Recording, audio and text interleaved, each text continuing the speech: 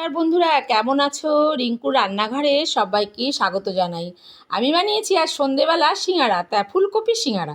তা কীভাবে বানিয়েছি সেটা কিন্তু তোমাদের সঙ্গে শেয়ার করব। দেখো, ময়দা নিয়ে নিয়েছি 1 কাপ, তার মধ্যে দিয়ে দিয়েছি ঘি 2-3 চামচ।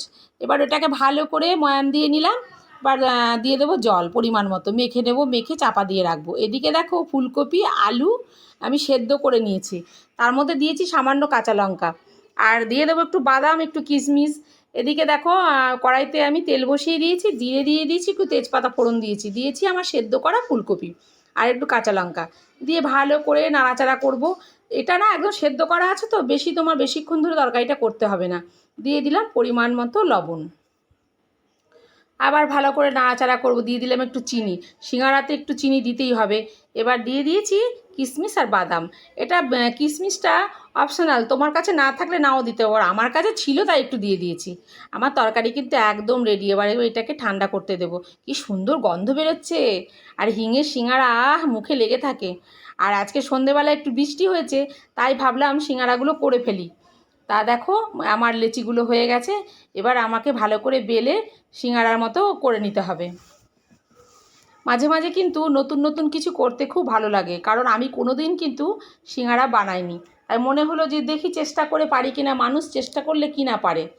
এবার এগুলো কেটে নেব, কেটে নেওয়ার পরে সিঙ্গারার আকারে গড়ে নেব। এদিকে বাটিতে একটু ময়দার জল দিয়ে গুলে নিয়েছি, ওটা আমি দেখো মুখের কাছে একটু লাগিয়ে নিয়েছি। লাগিয়ে নেওয়ার পরে ফুলকপি আলুর যে তরকারিটা, সেটা পুরটা আমি ভরে নেব। দেখো, এভাবে এভাবে সিঙ্গারাটা আমার একটা কিন্তু রেডি করেছি। এভাবে আমি কিন্তু সব কটা সিঙ্গারা রেডি করে নেব। মাঝে মাঝে সন্ধেবেলা কিন্তু তোমরাও এরকম করে নেবে, চেষ্টা করে। যারা আমার মতো সিঙ্গারা করতে না পারো, তারা কিন্তু এভাবেই করবে।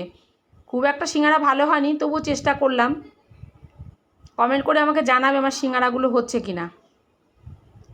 দেখো, এভাবে কিন্তু আমি সব কটা সিঙ্গারা রেডি করে নেব।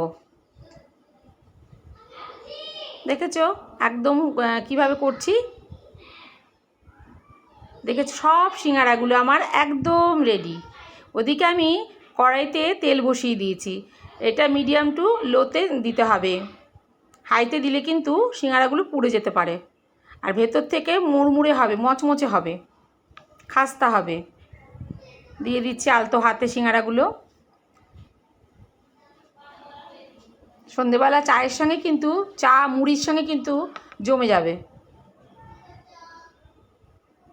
উল্টে পাল্টে দিতে হবে।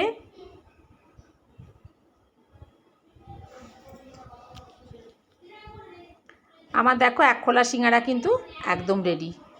এবার এটাকে তেল ঝরিয়ে আমি তুলে নেব। এবার দিয়ে দেব আর 1 খোলা সিঙ্গারা। কি সুন্দর গন্ধ বেরোচ্ছে, আর একদম মুচমুচে হয়েছে। দিয়ে দেবো আর 1 খোলা। এভাবে আমি সবগুলো সিঙ্গারা একদম রেডি করে নিয়েছি। আমার সিঙ্গারা একদম রেডি। ভালো লাগলে একটু লাইক করবে, কমেন্ট করবে, একটু শেয়ার করবে। সবাই সুস্থ থাকবে, ভালো থাকবে।